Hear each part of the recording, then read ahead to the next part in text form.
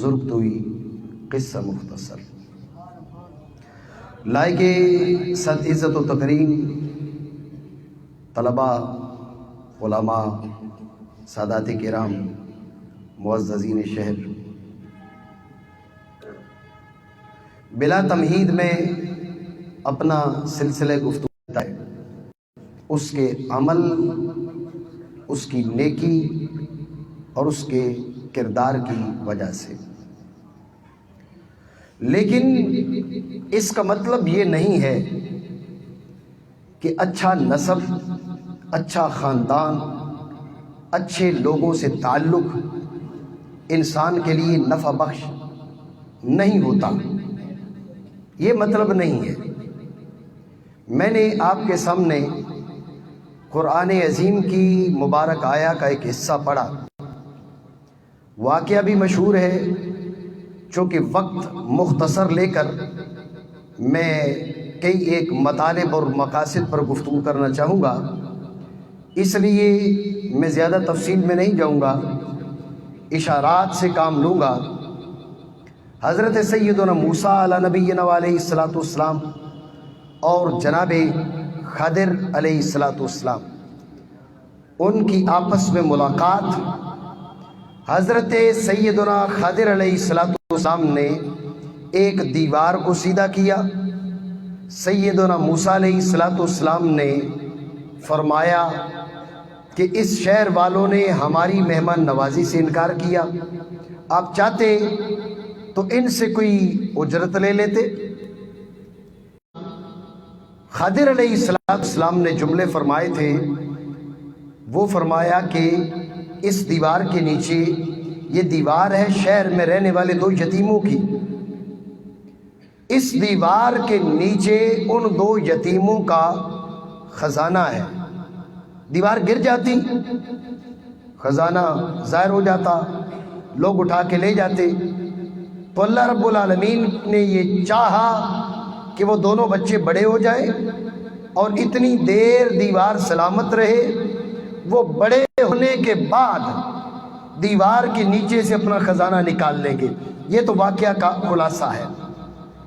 اب سوال یہ ہے کہ 2 یتیم بچے جن کا کوئی کردار نہیں، جن کی کوئی نیکی نہیں، جن کا کوئی عمل نہیں، وہ تکلیف کی عمر کو بھی ابھی نہیں پہنچے، وہ بلوغت تک بھی نہیں پہنچے، ان کے خزانے کی حفاظت اللہ کا ایک نبی کرتا نظر آ رہا ہے۔ بچوں کی نیکی کوئی نہیں تھی، بچوں کا کمال کوئی نہیں تھا، ان کا کردار کوئی نہیں تھا، تو سوال یہ اٹھتا ہے کہ ایک نبی ان بچوں کے خزانے کی حفاظت کیوں کرتا ہے، جبکہ شہر والوں نے انتہائی لاپرواہی کا مظاہرہ کیا، شہر والوں نے مہمان نوازی سے بھی انکار کر دیا، اسی شہر کے وہ 2 بچے، تو اللہ کے نبی ان 2 بچوں کے خزانے کی حفاظت کرتے نظر آتے ہیں۔ اس کی وجہ کیا ہے؟ اس کی وجہ خود قرآن میں بیان فرما دی، وَكَانَ أَبُوهُمَا صَالِحًا، ان کی نیکی کوئی نہیں ہے، لیکن ان کا باپ اچھا آدمی تھا، نیک آدمی تھا، اس باپ سے رشتہ اور تعلق ان کے کام آیا، جس کی وجہ سے اللہ کا نبی ان کے خزانے کی حفاظت فرماتا ہے۔ ان کا باپ کون تھا یا کیسا تھا، اس بحث میں پڑے بغیر، یہ بات آپ بھی یقین کرتے ہیں، میں بھی یقین کرتا ہوں، وہ باپ اگر نبی کیوں نہ ہو، اگرچہ نبی نہیں تھے، وہ باپ نبی کیوں نہ ہو، وہ باپ رسول کیوں نہ ہو، میرے آقا جیسا نہیں ہو سکتا۔ میرے آقا، میرے مولا، میرے ملجا، میرے ماوا، میرے داتا جناب محمد الرسول اللہ صلی اللہ تعالی علیہ وسلم کی داتے والا جیسا رب نے نہ بنایا، نہ دکان کارساز کے اندر اس کی مثال موجود، نہ تحت امکان. تو جو کتنی بڑی شخصیت کیوں نہ ہو، میرے آقا علیہ الصلوۃ والسلام جیسی شخصیت نہیں ہو سکتی. اگر ان کے باپ کا، اور میں آپ کی توجہ چاہوں گا، اس بات کی تصریح کی ہے مفسرین کرام نے کہ وہ شخص ان کا سگا باپ نہیں تھا، کئی پشتوں اوپر جا کر ان کا باپ بنتا تھا. بعض نے 7 پشتیں لکھی ہیں، بعض نے 8 پشتیں لکھی ہیں. تو میرے بھائیوں، 7 پشت اوپر ایک اللہ کا ولی گزرے، 8 پشت اوپر ایک اللہ کا ولی گزرے، اللہ کے ولی کی اولاد ہو، کئی پشتیں گزر جائیں تو اللہ کے ولی کی برکت کئی پشتوں تک باقی رہے. تو اگر نسل مصطفیٰ کی ہو تو پھر وہ برکت تا قیام قیامت کیوں باقی نہ رہے گی؟ اس لیے یہ تصور ہمیں قرآن دے رہا ہے. قرآن عظیم میں اللہ رب العالمین نے کئی واقعات بیان کیے. ہم سمجھتے ہیں کہ یہ واقعات ہیں. اللہ رب العالمین نے فرمایا لقد کان فی قصصہم عبرہ.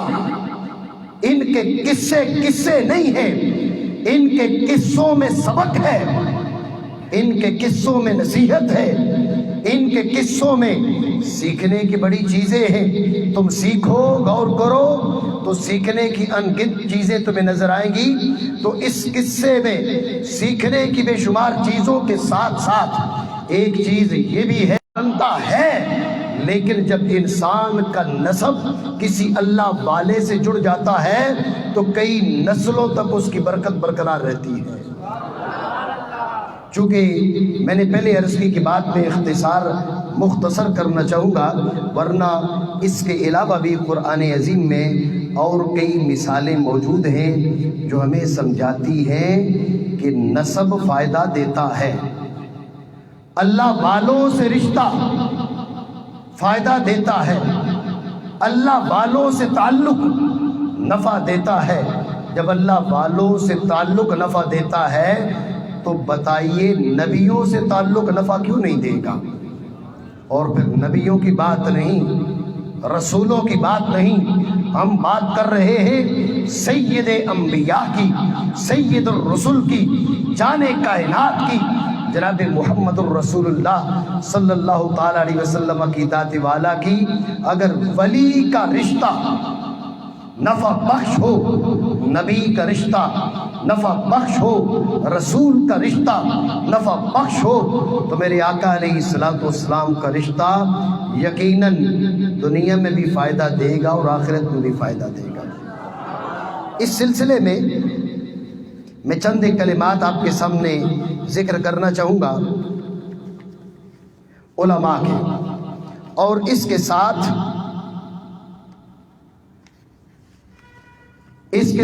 بالخصوص امام اہل سنت، امام عشق و محبت اعلی حضرت مولانا شاہ احمد رضا خان رحمۃ اللہ تعالی علیہ کی فکر بھی آپ کے سامنے رکھنا چاہوں گا. اہل اسلام کے اندر ایک بہت بڑی شخصیت ہے جسے ہم ابن عربی کے نام سے پہچانتے ہیں، ابن عربی کا نام لیتے ہیں. ابن عربی رحمۃ اللہ تعالی علیہ کی گفتگو میں سے ایک اشارہ الفتوحات المکیہ جلد نمبر 7 صفحہ نمبر 205، الفتوحات المکیہ جلد 7 صفحہ 205. توجہ ہے آپ کی؟ یہ جو بات ابن عربی نے کی ہے ہماری آنکھیں کھولنے کے لیے کافی ہے. ابن عربی فرماتے ہیں کہ کچھ لوگ رب سے خیانت کرتے ہیں اور کچھ لوگ رب کے رسول سے خیانت کرتے ہیں. رب کے رسول سے خیانت کیا ہے؟ اللہ کے نبی سے خیانت کیا ہے؟ اللہ کے حبیب سے خیانت کیا ہے؟ ابن عربی فرماتے ہیں وَمِنْ خِيَانَتِكَ رسول اللہ صلی اللہ علیہ وسلم ما سألका فیہ من المودہ فی قرابتہ و اہل بیتہ.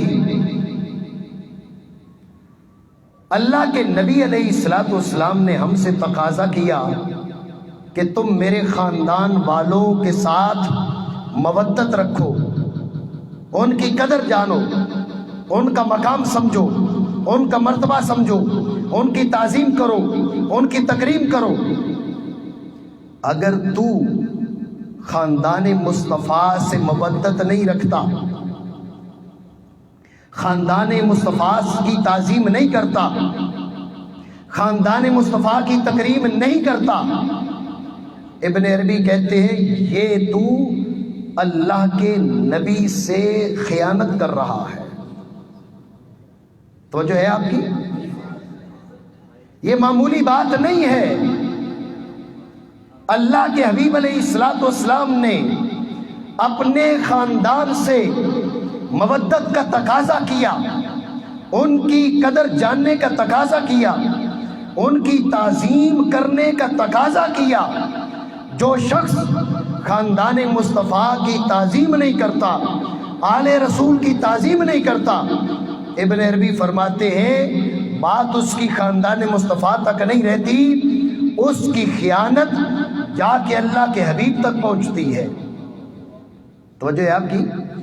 ابن عربی رحمۃ اللہ تعالی علیہ نے یہاں پر جو بات کی ہے بڑی قابل غور ہے. ابن عربی فرماتے ہیں فَإِنَّهُ، حضور کی بات، فَإِنَّهُ صلی اللہ علیہ وسلم وَأَهْلَ بَيْتِهِ عَلَى السَّوَاءِ فِي مَوَدَّتِنَا فِيهِمْ. بات یہ ہے کہ رسول اللہ صلی اللہ علیہ وسلم کی ذات عالیہ اور حضور کا خاندان، سید عالم صلی اللہ علیہ وسلم کی ذات والا اور حضور کا خاندان مودت، تعظیم، تکریم کے معاملے میں برابر کا درجہ رکھتا ہے. میں خلاصہ ابن عربی رحمۃ اللہ تعالی علیہ کی کلام کا عرض کرتا ہوں. ابن عربی فرما رہے ہیں، یہ الفتوحات المکیہ جلد نمبر 7، آپ فرماتے ہیں کہ رب نے فرمایا ہے کہ اہل بیت سے محبت کرو، اور اہل بیت میں حضور بھی ہے. اہل بیت میں حضور بھی ہے. آپ غور کیجئے کہ اہل بیت حضور کی ذات والا سمیت ملا کر ایک مجموعہ بنائیں. میں سمجھانے کے لیے ایک مثال عرض کرنا چاہوں گا بلا تشبیہ و تمثیل. ایک انسان ہے، آپ انسان کے اس ہاتھ سے نفرت کریں تو اس ہاتھ کی تعظیم کریں گے؟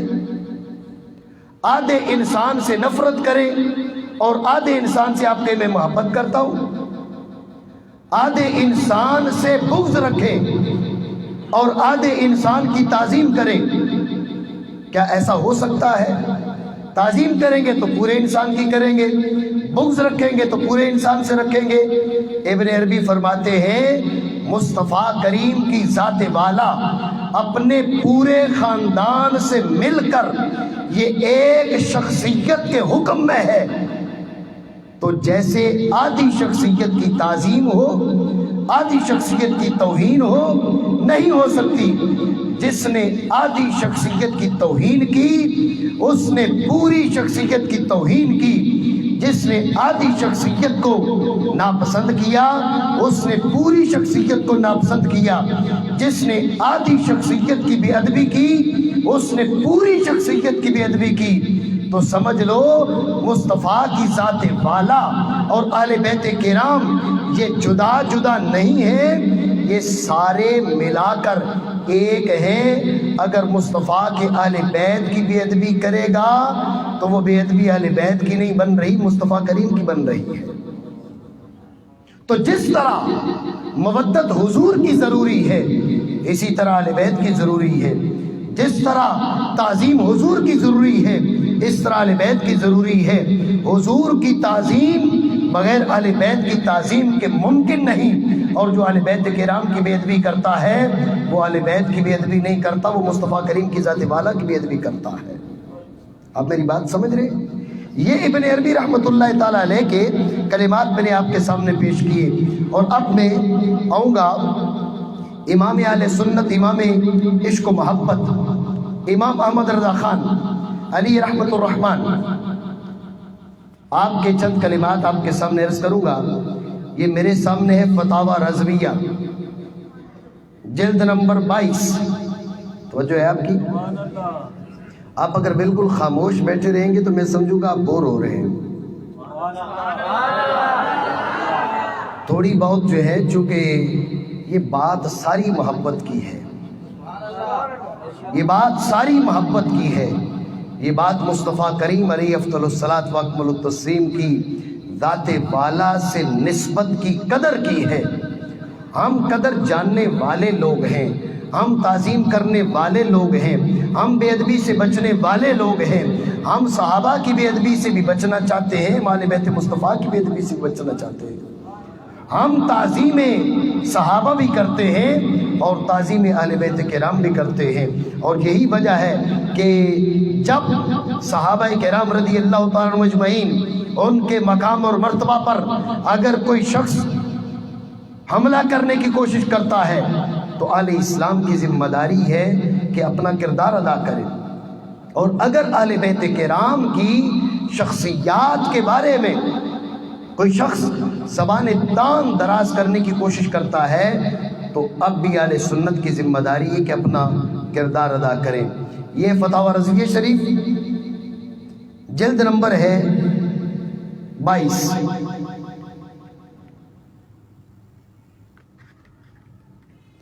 سوال، توجہ ہے آپ کی؟ جو لوگ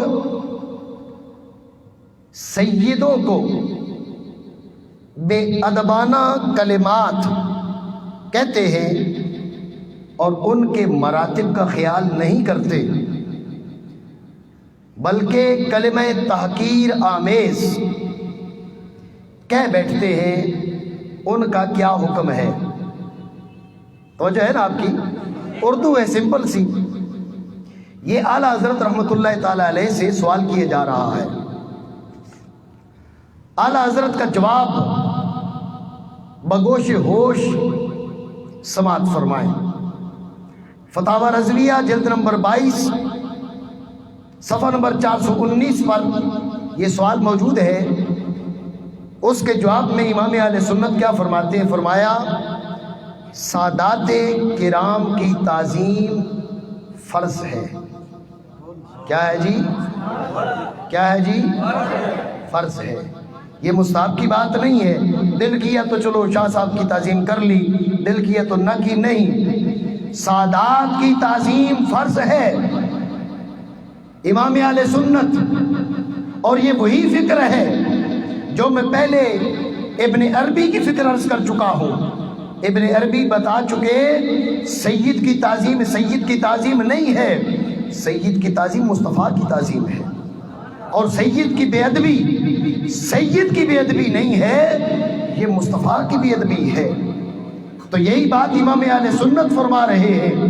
امام اہل سنت فرماتے ہیں سادات کی تعظیم فرض ہے اور ان کی توہین حرام ہے، ان کی توہین حرام ہے، بلکہ اتنا تو فرمایا حرام، کفر نہیں کہا۔ اگلا جملہ، بلکہ علماء کرام نے ارشاد فرمایا جو کسی، تو جیسے ہلکا سا کلمہ ہے، جیسے ہم یہ کہہ دیں او شاہ، اوے بات سن، یہ جو الفاظ ہیں یہ بے ادبی کے ہیں، او شاہ، یہ ٹھیک ہے نا، یہ بے ادبی کے کلمات ہیں۔ تو اعلیٰ حضرت رحمۃ اللہ تعالی علیہ فرما رہے ہیں کہ علماء نے ارشاد فرمایا جو شخص یہ الفاظ پر وجہ تحقیر کہے کافر ہے۔ اس کے بعد مجمع الانہر کا حوالہ دیا، الاستخفاف بالاشراف والعلماء کفر، ومن قال لعالم عویلم او لعلوی علیوی قاصدا به الاستخفاف کفر کہ سادات کی بے ادبی کرنا اور علماء کی بے ادبی کرنا یہ کفر ہے۔ جو کسی عالم کو بروجہ تحقیر اے مولوی ایسے کہے، یا کسی علوی کو، کسی سید کو بروجہ تحقیر اے شاہ ایسے بولے، وہ شخص کافر ہو جاتا ہے۔ ہم نے کیا سمجھا یہ کوئی چودھریوں کا خاندان ہے، یہ کوئی راجپوتوں کا خاندان ہے؟ یہ خاندان وہ خاندان ہے جس میں اللہ رب العالمین نے اپنے حبیب کو مبعوث فرمایا ہے۔ یہ اس خاندان کی عزت نہیں ہے، یہ اللہ کے حبیب کی عزت ہے۔ اس لیے اس بات کو معمولی نہ سمجھا جائے۔ سادات کرام کو رب نے عزت سے نوازا ہے، رب نے مقام اور مرتبہ سے نوازا ہے۔ کوئی خاندان ایسا نہیں ہے جس خاندان سے تعلق رکھنے والے انسان کی بے ادبی کفر بنے۔ ایک خاندان ہے جو خاندان مصطفیٰ ہے، سید کی بے ادبی حرام بھی ہوتی ہے اور کبھی جا کے کفر بھی بن جاتی ہے۔ یہ فتاوی رضویہ۔ اس کے بعد امام بیکی انہوں نے حضرت مولا علی مشکل کشا شیر خدا رضی اللہ تعالیٰ عنہ سے اس حدیث کو روایت کیا۔ اعلیٰ حضرت اس حدیث کو نقل کر رہے ہیں، توجہ ہے آپ کی، میں اختصار کرتا ہوں۔ فرمایا کہ جو آدمی میری اطرت کا حق نہ جانے، انصار میرے آقا علیہ الصلوۃ والسلام کے انصار ان کا حق نہ جانے اور اہل عرب کا حق نہ جانے، اس میں تین میں سے کوئی ایک خرابی ہوگی۔ توجہ ہے آپ کی، برا نہیں مانیے گا اور بعد میں یہ بھی نہیں کہیے گا کہ مولوی صاحب نے مسجد میں بیٹھ کے گالیاں دی ہیں۔ آپ مجھے سنتے رہتے ہیں، میں گالیاں نہیں دیتا جی، یہ میں حدیث عرض کر رہا ہوں، اس کا ترجمہ سے فرض کروں گا، اضافی بات نہیں کروں گا۔ یہ میرے آقا علیہ الصلوۃ والسلام نے اپنے خاندان کی عزت، مقام اور مرتبہ بیان کرتے ہوئے فرمایا جو میری اطرت کا حق نہ سمجھے گا، تین میں سے کوئی ایک خرابی ہوگی، یا منافق، اور یا زنا کی پیداوار، یا اس کی ماں نے اس کو پیٹ میں لیا اس حال میں کہ اس کی ماں پاک نہیں تھی۔ ان تین میں سے کوئی ایک خرابی ہوگی، ورنہ یہ نہیں ہو سکتا وہ مسلمان اور میری اطرت کا حق نہ سمجھے، وہ کلمہ پڑھنے والا اور خاندان مصطفیٰ کا حق نہ جانے۔ اگر نہیں جان رہا، یا منافق ہے، یا ولد زنا ہے، اور یا ماں کے پیٹ میں اس حال میں آیا کہ جب اس کی ماں ناپاک تھی، اس حال میں وہ اپنی ماں کے پیٹ میں آیا۔ اگر یہ تین باتیں نہ ہوتی تو پھر کلمہ پڑھنے کے بعد یہ نہ ہوتا کہ میرے خاندان کا حق نہ پہچانتا۔ یہ امام اہل سنت رحمۃ اللہ تعالی علیہ، آپ نے یہ فتاوی رضویہ شریف جلد نمبر 22 میں یہ جملے فرمائے ہیں۔ جلد نمبر 23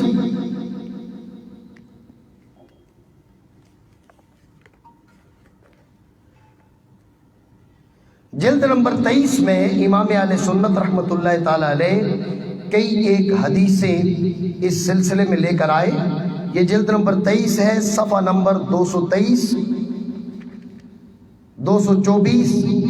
ان پر امام اہل سنت رحمۃ اللہ تعالی علیہ انہی حدیثوں کا ذکر کر رہے ہیں جو بتا رہی ہیں کہ مصطفیٰ کریم کے خاندان کی تعظیم ضروری ہے، فرض ہے، لازم ہے، اس کے بغیر چارہ نہیں ہے۔ یہ بات ذہن میں رہے۔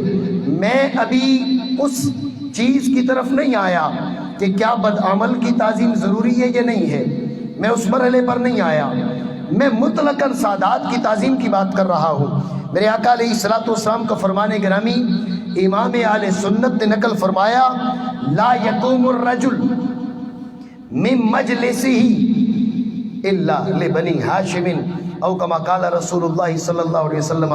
توجہ ہے، آپ بیٹھے ہوئے ہیں، کوئی آ گیا ہے تو اٹھنا ضروری نہیں ہے، اٹھنا ضروری نہیں ہے، لیکن مصطفیٰ کے خاندان کا آ گیا تو اب اٹھنا ضروری ہو گیا ہے. یہ ذہن میں رہے، یہ صرف سادات کرام جو سیدہ طیبہ طاہرہ فاطمہ زہرا کی اولاد ہیں، صرف ان کی بات نہیں ہے. میرے آقا علیہ الصلوۃ والسلام نے پورے بنی ہاشم کے لیے یہ حکم بیان فرمایا ہے. لا يقوم الرجل من مجلسه الا لبنی ہاشم او کما قال رسول اللہ علیہ الصلوۃ والسلام. کوئی بندہ آ گیا، آپ اٹھتے ہیں تو منع بھی نہیں ہے، لیکن اٹھنا ضروری بھی نہیں ہے. لیکن اگر ہاشمی آ جائے، ہاشمی آ جائے تو اب مصطفیٰ کا کلمہ پڑھنے والا بیٹھا رہے، یہ اس کے لیے روا نہیں ہے. یہ نہ دیکھے کہ کون آیا ہے، یہ دیکھے کہ کس کے خاندان کا آیا ہے. اور ایک اور روایت یہ ذکر کی کہ جب بندہ، توجہ ہے، سید ہمیں عزت دے تو ان کی مہربانی ہے، نہ دے تو رسول اللہ صلی اللہ علیہ وسلم نے فرمایا، یہ بھی فتاوی رضویہ شریف، ویسے تو حدیث پاک ہے لیکن میں فکر رضا عرض کرنا چاہ رہا ہوں، اس لیے کہ فکر رضا ایک صاف ستھری فکر ہے، فکر محبت ہے، فکر ادب ہے. یہ اس لیے میں فتاوی رضویہ شریف کا حوالہ دے رہا ہوں. رسول اللہ صلی اللہ علیہ وسلم نے فرمایا کہ جب کوئی بندہ آ جائے تو چاہیے کہ آپ اٹھ کھڑے ہوں. الا بنی ہاشم لا یقومون لأحد او کما قال رسول اللہ صلی اللہ علیہ وسلم. جب تیرا مسلمان بھائی آ جائے تو عزت کے لیے کھڑا ہو جا، لیکن جب ہاشمی بیٹھا ہے، ہاشمی بیٹھا ہے تو اس پہ لازم نہیں ہے کہ وہ کسی کے لیے اٹھ کے کھڑا ہو. تو بیٹھا ہے، کوئی اور آ گیا ہے تو تجھے چاہیے کہ اکرام میں، عزت میں، احترام میں کھڑا ہو جائے.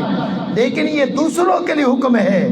اگر بات ہاشمیوں کی آ جائے تو ہاشمیوں پر لازم نہیں ہے کہ کسی کے لیے اٹھ کے کھڑے ہو جائیں، اس لیے کہ اللہ رب العالمین نے ہاشمیوں کو نسب کے لحاظ سے وہ عزت دی ہے جو پوری کائنات میں کسی اور کے حصے میں نہیں آئی ہے. پچھلی حدیث تھی کہ کوئی کسی کے لیے نہ اٹھے، اٹھنا لازم نہیں ہے، لیکن اگر ہاشمی آ جائے تو اب بیٹھے مت رہو، اب کھڑے ہو جاؤ. اور دوسری روایت میں یہ ہے، تو جو ہے نا آپ کی دوسری روایت میں یہ ہے کہ اگر کوئی آدمی کسی کے لیے، کوئی آدمی آ جائے تو آپ احتراماً اٹھیں، آپ کو چاہیے عزت کریں، احترام کریں، لیکن اس ضابطے سے ہاشمی مستثنا ہے، اس لیے کہ اللہ رب العالمین نے انہیں جو مقام دیا ہے، انہیں جو مرتبہ دیا ہے، انہیں جو عزت دی ہے، انہیں جو رفعت دی ہے، ان پہ لازم نہیں ہے کہ وہ میرے اور آپ جیسوں کے لیے اٹھ کے کھڑے ہوں. ہاشمی کے لیے اٹھ کے کھڑا ہو تو اور بات ہے، لیکن ہاشمیوں پر ضروری نہیں ہے کہ ہم جیسوں کے لیے اٹھ کے کھڑے ہوں. توجہ ہے آپ کی نہیں ہے؟ یہ جملے میں نے چند ایک عرض کیے ہیں تعظیم سادات کے بارے میں، تعظیم سادات کے بارے میں.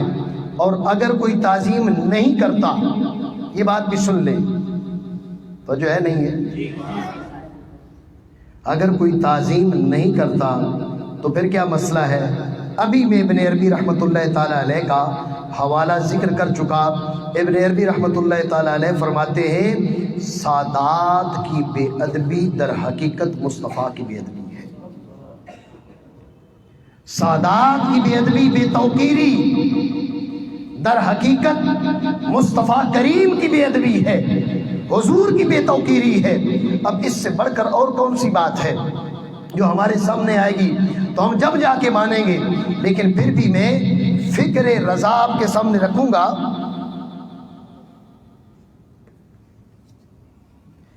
امام اہل سنت کیا فرماتے ہیں؟ توجہ ہے آپ کی،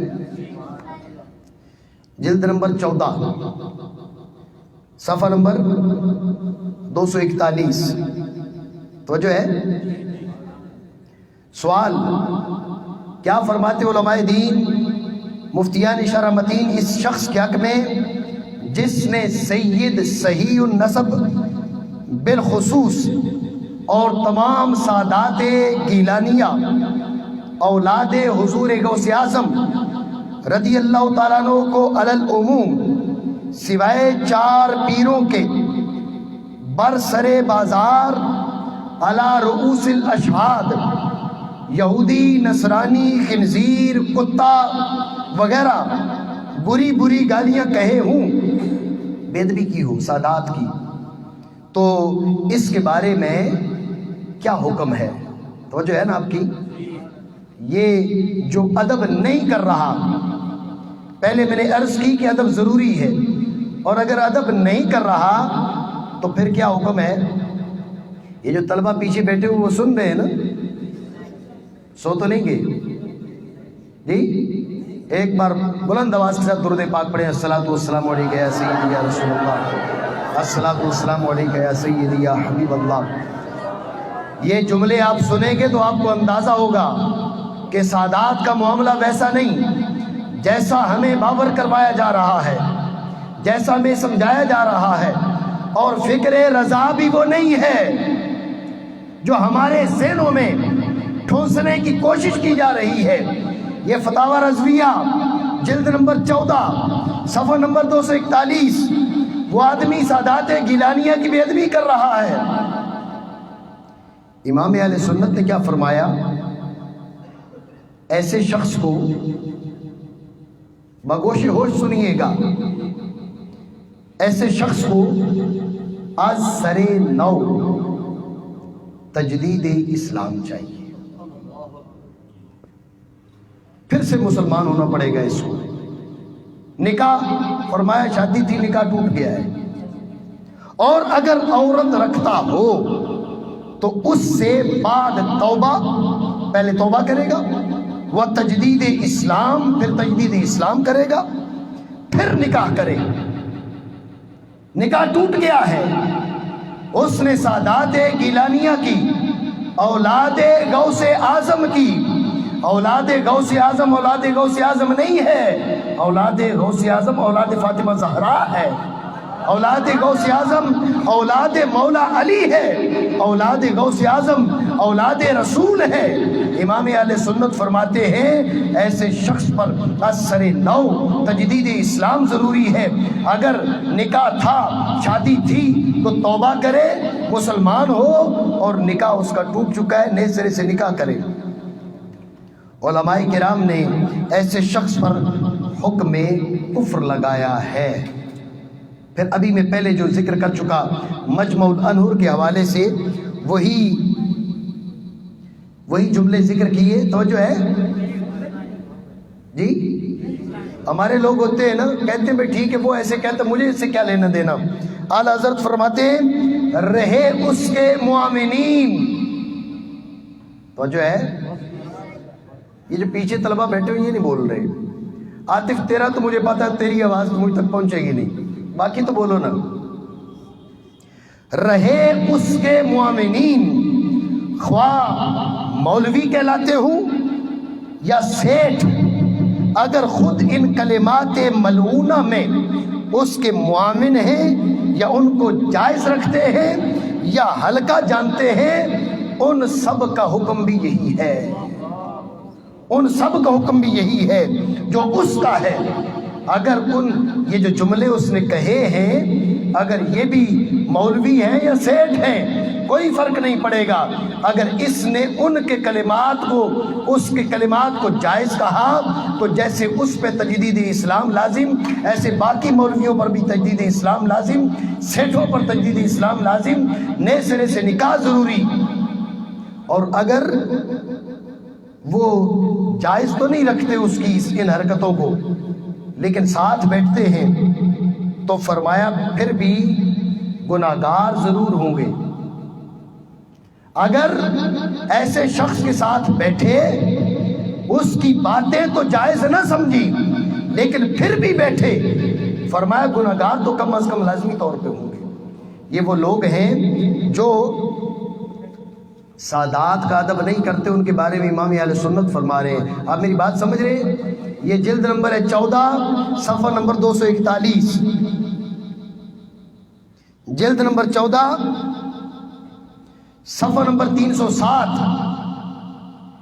اس پر بھی سوال کیا گیا اعلیٰ حضرت رحمۃ اللہ تعالی علیہ سے کہ ایک شخص بظاہر مسلمان ہو کر خاندان رسول کی بے ادبی کرتا ہے، اپنے خاندان کو حضور کے خاندان سے بہتر بتاتا ہے، اس قسم کا سوال کیا گیا تو سنیے جواب کیا ہے۔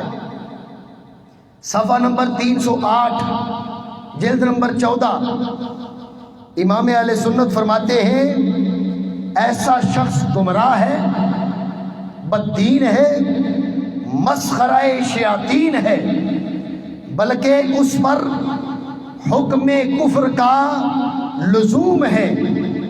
مسلمانوں کو ایسے لوگوں سے میل جول، مناکحت، نکاح کرنا، بیٹی دینا بیٹی لینا، رشتہ دینا رشتہ لینا، درکنار، یہ تو دور کی بات ہے، ان کے پاس بیٹھنا بھی جائز نہیں ہے۔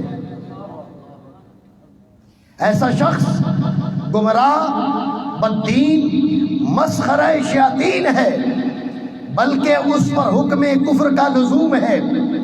مسلمانوں کو ایسے لوگوں سے میل جول، مناکحت، درکنار، ان کے پاس بیٹھنا بھی منع ہے، جائز نہیں ہے۔ میری بات آپ سمجھ رہے ہیں؟ یہ جملے میں نے عرض کیے ہیں۔ سب سے پہلے عرض کی کہ تعظیم سادات، اس کے بارے میں خلاصہ گفتگو اور فکر رضا یہ ہے، تعظیم سادات فرض ہے اور توہین سادات حرام ہے، بلکہ بعض اوقات کفر بن جاتی ہے۔ اب تک جو گفتگو ہے اس کا خلاصہ یہ ہے، اور فکر رضا کا خلاصہ یہ ہے کہ تعظیم سادات فرض ہے اور توہین سادات حرام ہے، اور بعض اوقات کفر بھی بن جاتی ہے۔